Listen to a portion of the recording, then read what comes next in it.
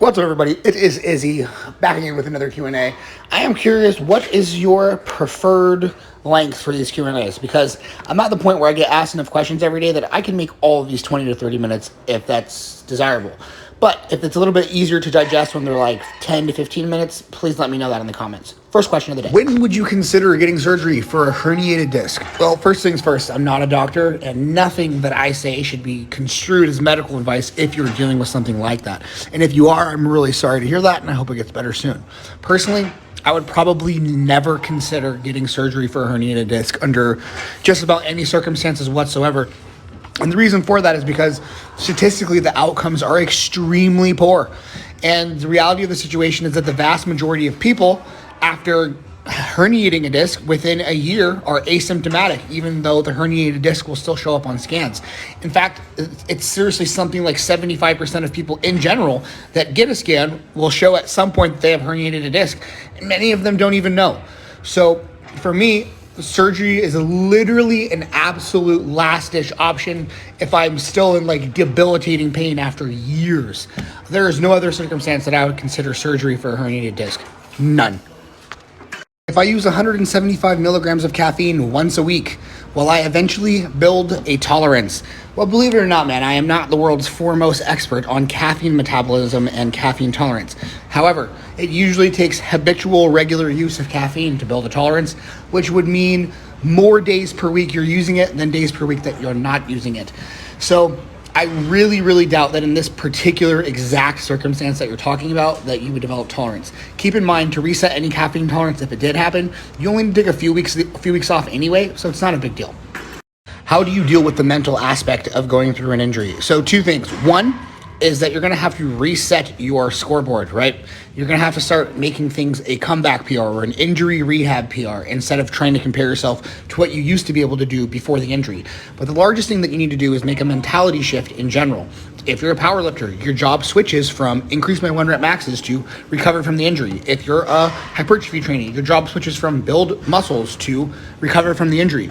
And what you're going to do is, just like you have a plan in place for powerlifting or hypertrophy training, you're going to sit down and draw up a plan for your injury. And just like a powerlifter or a bodybuilder getting ready for a contest, you don't worry about what's going to happen if I don't do as well as I want 3 months from now at the meet or at the show. You just do the very next step on your plan. Today's Wednesday. I train squat on Wednesday. Let's make this the best squat workout possible.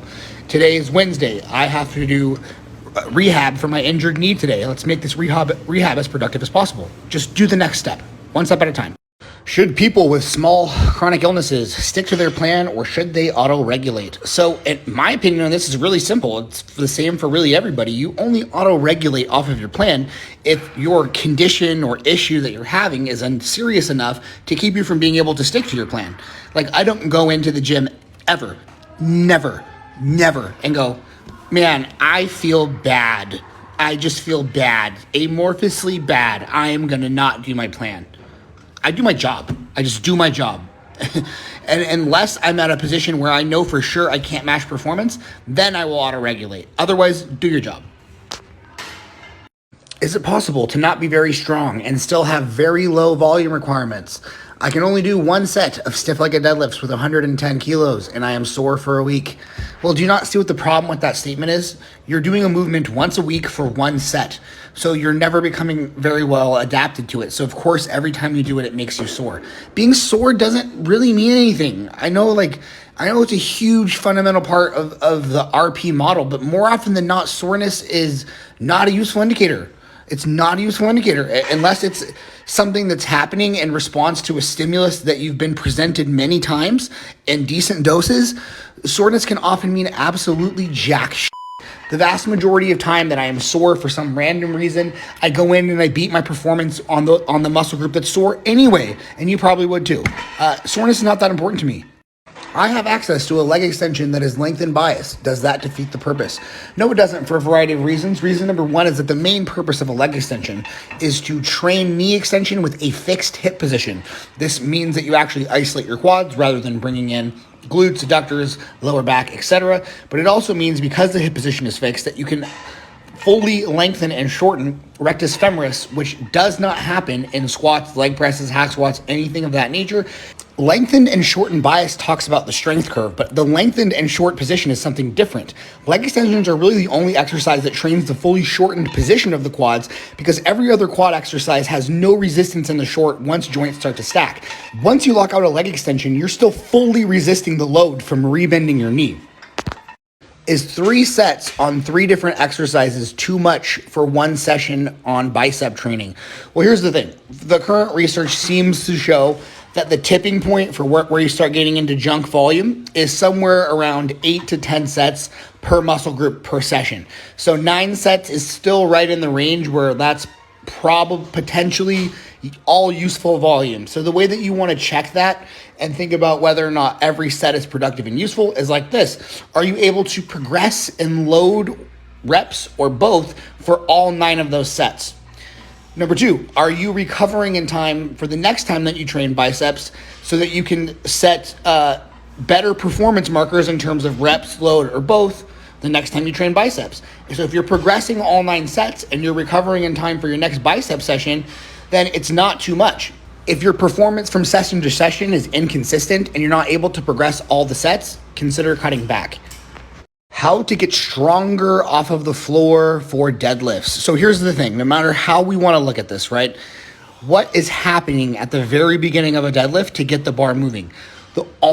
Without exception, almost the only joint angle that changes in the first 2 inches, maybe even 3 inches of bar movement on a deadlift is the knee angle changes. Your knee opens. That is leg extension, right? You're literally just, your quads are helping to open the knee. Quads opening the knee. So if you can't break the bar from the ground, the quote-unquote weakness, even though that's where the movement is hardest, is going to be quads. You need stronger quads. Quads break the bar from the ground.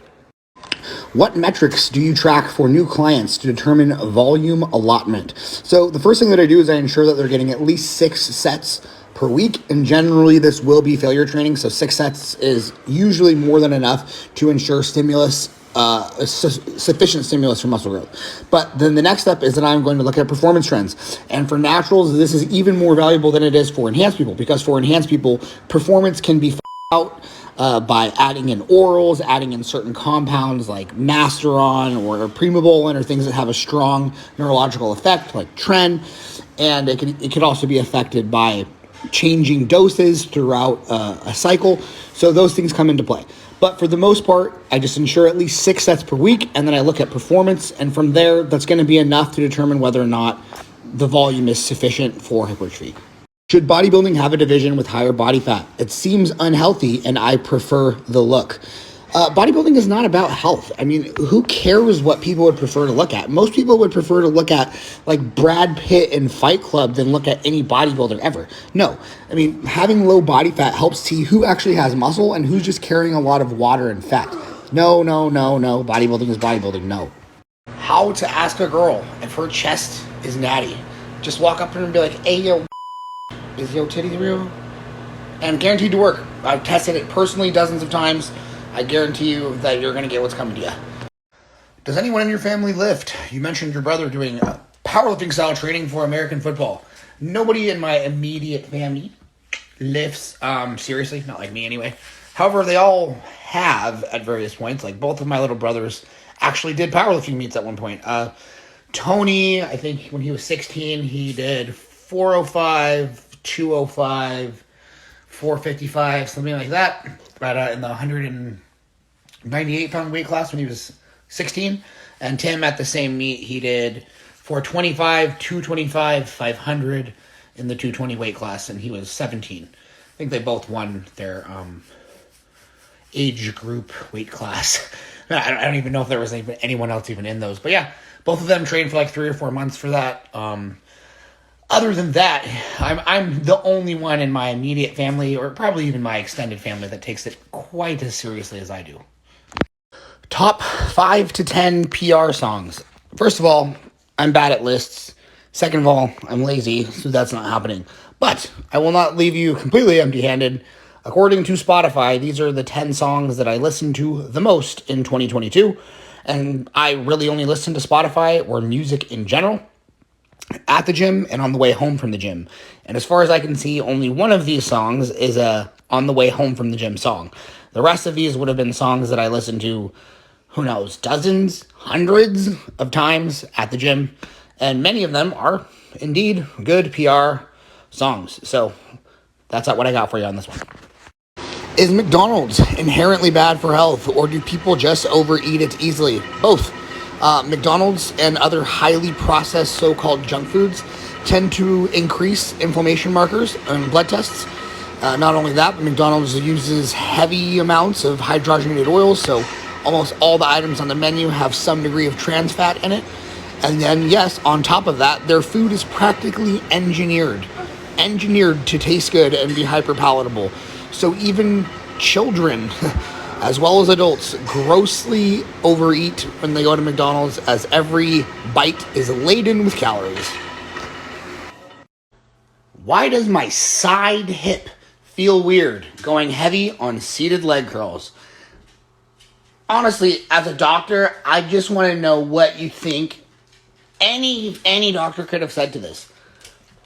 My side hip feels weird when I do something. Oh, well, that's because you have your femur rotated at 34 degrees in the socket, and it needs to be rotated at 41 degrees.